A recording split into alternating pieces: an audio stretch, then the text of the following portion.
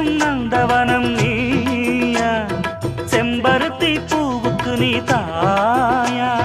கண்ணுக்குள்ளே காதலனும் தீயா சின்ன இடை செய்வதென்ன நோயா கட்டி அணைச்சா முத்தம் பதிச்சா நோய் முழுக்க தீர்ந்து விடும் வா